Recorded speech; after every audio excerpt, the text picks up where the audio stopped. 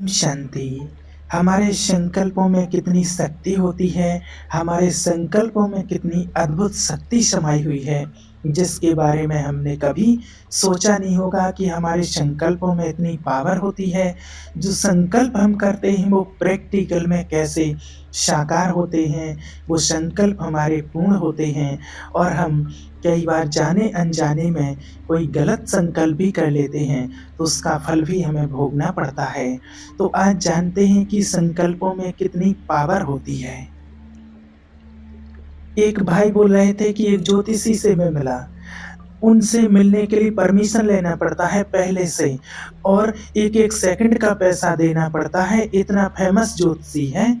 और उसने मेरी कुंडली देखी और मेरी कुंडली देख कर के वो बोला, भैया तेरी कुंडली में गज के श्री योग बना है, भैया तेरी कुंडली में 15 लोगों को फुल कॉन्फिडेंस के साथ सुना रहा है। वो भाई बता रहा है कि कौन से ज्योतिषी ने बोला है। और हम सबके साथ भी ऐसा होता है, कोई ज्योतिषी बोल दे तो हम 10 लोगों को फुल कॉन्फिडेंस के साथ बोलते हैं, फलाने ज्योतिषी ने बोला है, जो इतना फेमस है। और यहाँ ज्योतिष का भी भाग्य विधाता परमात्मा डंके की चोट में बोल रहा है कि तुम्हारे जैसा भाग्यशाली मेरा कोई नहीं है, मेरा एक-एक बच्चा राजा बच्चा है, उसमें कॉन्फिडेंस क्यों नहीं होता है। जिसके महावाक्य हैं ही अंतिम सत्य, उसको काटने की ताकत किसी में है ही नहीं, उसमें भी तो कॉन्फिडेंस होना चाहिए ना। एक माता एक बार शांतिवन में आई, बिहार की, बहुत स्नेही यज्ञ स्नेही, बाबा के प्रति भावना रखने वाली, खूब सेवा करती बाबा की, परंतु उसकी एक आदत थी और वो कहती है माता कि बाबा ने भैया सब कुछ बहुत अच्छा किया है, बस एक चीज़ अच्छी नहीं की है। वो क्या? मुझे गरीब बना दिया बाबा ने। मैं बहुत गरीब हूँ भैया, मैं बहुत गरीब हूँ, ये बोलती रहती थी बस। अगर मेरे पास पैसा होता तो मैं दौड़-दौड़ कर अब आती, बाबा से मिलती, सेवा करती। अभी मैं 2 साल में पैसा इकट्ठा करती हूँ, मज़दूरी करती हूँ, तब कहीं बाबा से मिलने आ पाती हूँ। अब उसका रोज का रोना ये हो गया। सोच सही थी, उसके बोल सही थे। अब एक दिन उसको एक भाई मिले, वहीं पर उस भाई को पता था कि ये माता सबको ऐसे-ऐसे बोलती रहती है, मैं बहुत गरीब हूँ, बहुत गरीब हूँ, बेचारी सी बनकर, और ऐसे बोलती रहती है। एक दिन भाई ने उसको पकड़ कर बैठाया और बड़ी शांति से बोला कि माता, एक प्रश्न पूछना चाहता हूँ तुमसे, वही प्रश्न आपसे मैं भी पूछना चाहती हूँ। बहुत अच्छा प्रश्न भाई ने पूछा। एक तरफ कुबेर के बेशुमार खजाने पड़े हैं, अथाह धन दौलत, हीरा सोना चांदी, संपत्ति जितनी भी है, दूर दूर कुबेर के खजाने जहाँ तक आपकी नजर जाए, और एक तरफ खाली हाथ स्वयं भगवान खड़े हैं। एक तरफ अथाह धन दौलत संपत्ति, एक तरफ खाली हाथ भगवान। अब आपको कहा जाए दोनों तुम्हारे हैं, परंतु दोनों में से एक मिलेगा। चाहे तो कुबेर के खजाने पसंद कर लो, अगर चाहो तो कुबेर के खजाने ले लो, और चाहे तो भगवान का हाथ पकड़ लो। दोनों में से किसको लेना चाहेंगे आप? तो सबने ही कहा, माता ने भी कहा कि भगवान के लिए कोई कुबेर का खजाना नहीं लेना चाहता है, सब भगवान के लिए कहते हैं। और माता ने भी बड़े उछल के कहा कि नहीं भैया, मैं तो भगवान को पकड़ूंगी। तो फिर अच्छा भाई ने बोला, जिस भगवान के लिए तूने कुछ कुबेर के खजान छोड़ दिए हैं, ये जिस भगवान के लिए तुमने कुबेर के खजाने छोड़ दिए हैं, वो तो तुम्हें मिल गया, फिर तुम क्या गरीब हो क्या? कुबेर के खजानों से कीमती कोई दौलत मेरे सामने खड़ी है, वो मेरे लिए मिल गई, जिसके लिए मैंने कुबेर के खजाने छोड़ दिए, तो क्या मैं गरीब हूँ क्या? मेरे जैसा साहूकार तो पूरी दुनिया में नहीं। जिसे भगवान मिल गए हों, वो गरीब हो सकता है क्या? इस दुनिया की सबसे बड़ी दौलत, सबसे बड़ी ताकत जिसको मिल गई हो, वो गरीब हो सकता है क्या? आज दुनिया में लोगों की क्या मान्यता है कि धन में सुख है, कि धन धन में ही सुख मिलता है। आज दुनिया में लोग यही मानते हैं कि जिनके पास पैसा है वो बहुत सुखी है, वो बहुत धनवान है, वो सुखी रहते होंगे। तो ये बात कहाँ तक सही है ये आप सभी जानते हैं। धन मेरी आवश्यकताओं को पूरा करता है, नो डाउट करता है। धन की एक अपनी ताकत है, परंतु धन सब कुछ है ये बिल्कुल गलत है, बिल्कुल गलत है। एक भाई एक बार पूना में एक दीदी गई और वहाँ पर माउंट आबू से, और वो भाई अपने घर पर लेकर के गया दीदी जी को, और वो दीदी भी कहती हैं कि ऐसा घर मैंने अपनी लाइफ में पहली बार देखा था। इतना सुंदर आलीशान बंगला, महल, बिल्कुल महल की तरह, इतना बड़ा बड़ा गार्डन, स्विमिंग पूल, इतना सुंदर घर की एक एक चीज को दीदी भी हाथ लगा करके देख रहे थे कि कैसा है। और बताया कि पता कितना 50 करोड़ रुपए लगा करके बंगला बनाया। फिर भाई घर के अंदर लेकर के गया तो फर्नीचर उस देश से मंगवाया, उस देश से मंगवाया, अच्छी बहुत अच्छे एंटी पीस बहुत अच्छे से देख रहे थे कि ऐसा भी होता है क्या। फिर भाई अपने कमरे में लेकर के गया और कहा प्योर चंदन की लकड़ी का बेड 30 लाख का, और गद्दे इतने अच्छे 15 लाख के, बहुत अच्छे। देखा दबा दबा के दीदी ने कि बहुत अच्छा है। फिर भाई बाहर आया, पानी वानी पीने लगे, बैठाया दीदी को, और फिर धीरे से दीदी से बोला वो भाई, बहन जी एक प्रॉब्लम है, नींद नहीं आती है मुझे। 50 लाख के बेड पर नींद नहीं आती है। सोचिए बेड किस लिए होता है? तारे गिनने के लिए होता है क्या आसमान के? किस लिए होता है? सोने के लिए। और एक बेचारा देखिए टूटी फूटी खटिया पर खर्राटे मार के सो रहा है। तो अमीर कौन है? जो तारे गिन रहा है 50 लाख के बेड पर या खटिया पर सो रहा है, कौन अमीर है? सोचिए। सुख धन में नहीं है। धन से सुविधा तो मिल सकती है लेकिन धन से सुख नहीं मिल सकता है। इस बात को आप अच्छे से नोट कर लीजिए कि धन से हमें सुविधाएं तो प्रदान हो सकती हैं, धन सुविधाएं तो देता है, लेकिन धन से कभी सुख नहीं मिलता। अगर धन में सुख होता तो आज धनवान दुखी क्यों हैं?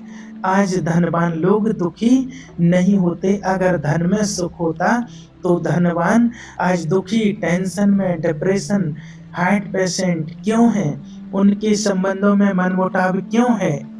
उनके जीवन में इतना बड़ा बड़ा टेंशन क्यों है? धन में सुख नहीं, सुख है मन के संतोष में, सुख है मन की शांति में, सुख है मेरी खुशी में। और वो सब कुछ बाबा ने मुझे पहले से ही दे दिए। अनमोल खजाने, बेमोल खजाने बाबा ने मुझे दे दिए। तो मैं क्या गरीब हूँ? अगर किसी को कहा जाए कि 10 लाख रुपए ले जाओ, शांति ले आओ, संतोष ले आओ, खुशी ले आओ, तो ला सकता कोई नहीं। और बाबा ने सब कुछ उपहार में दे दिया, जिन खजानों की कीमत कोई आंकी नहीं जा सकती। ऐसे खजानों से बाबा मेरी झोली भर रहा है, तो मैं क्या गरीब हूँ क्या? तो उस माता से भी कहा गया कि आज से अगर गरीब बोलना तो हमें भगवान का अपमान कर रहे हैं। हम तीनों लोक के जो मालिक हैं, हम उसके मालिक हैं, तो हम गरीब नहीं हो सकते हैं। हम इस संसार के सबसे बड़े धनवान हैं क्योंकि हमें भगवान प्राप्त है।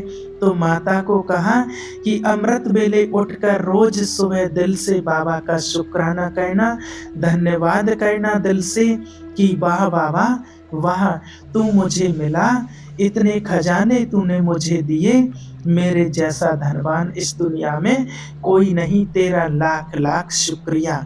ऐसे धन्यवाद कहना बाबा का। माता ने धन्यवाद कहना शुरू किया और ये सोच बदली तो क्या हुआ, सिचुएशन बदल गई।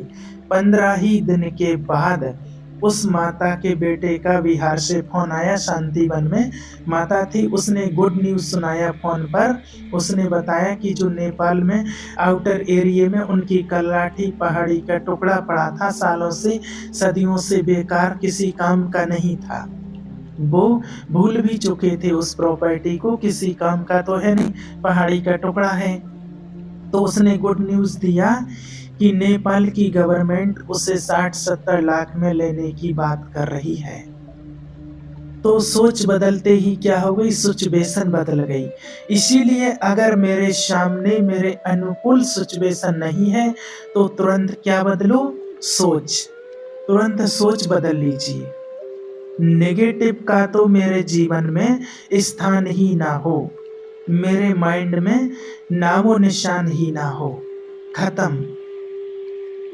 एक माता और बंगाल की, उनका बहुत सुंदर अनुभव है। वो एक सिद्ध पुरुष के पास जाती थी, सिद्ध गुरु, और ऐसा सिद्ध पुरुष, ऐसे सिद्ध गुरु कि अगर वो कुछ बोल दें तो सत्य वचन हो जाता है, 100% फलीभूत होता है। वो शक्ति उसको मिली हुई है, इसलिए उसको सिद्ध गुरु कहा जाता था। उसके पास वो जाती थी, लकीली बाबा का ज्ञान मिला, फिर वो बाबा की बच्ची बन गई। 4-5 महीने की ही नई बच्ची थी बाबा की। जब उसके गुरु को पता चला कि मेरी एक शिष्या ब्रह्मा कुमारी में चली गई, तो उसको बड़ा खराब लगा, क्योंकि गुरु उसको बहुत क्लोज से जानता था। माता बहुत नामी ग्रामी अमीर खानदान से थी।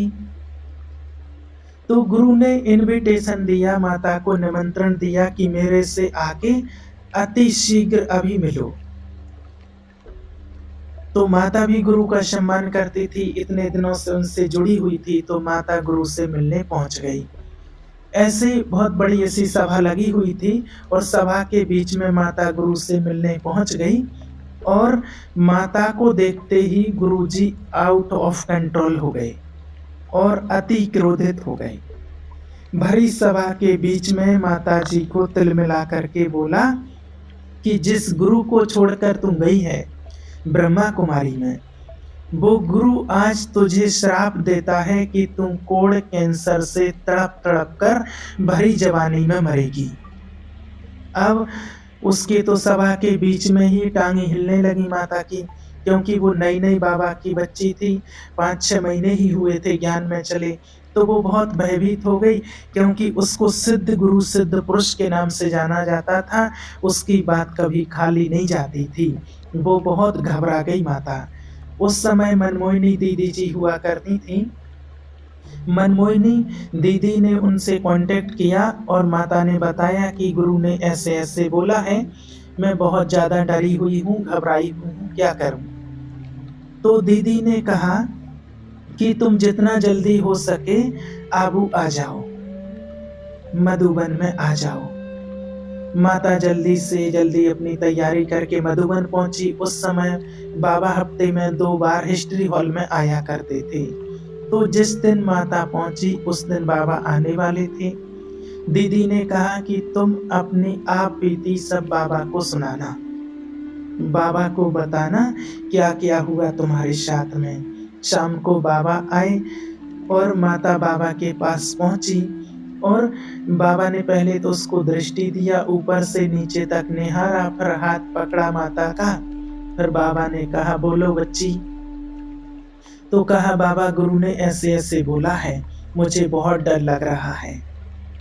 तो बाबा जो बुद्धिमानों का बुद्धिमान है, उसने 2 ही लाइन में सारी बात खत्म कर दी।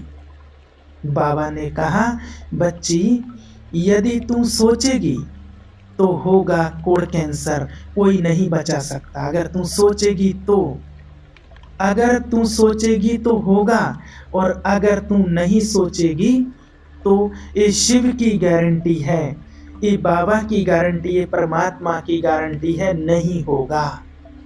सोचेगी तो बाबा भी नहीं बचा सकता है, नहीं सोचेगी तो बाबा गारंटी लेता है नहीं होगा।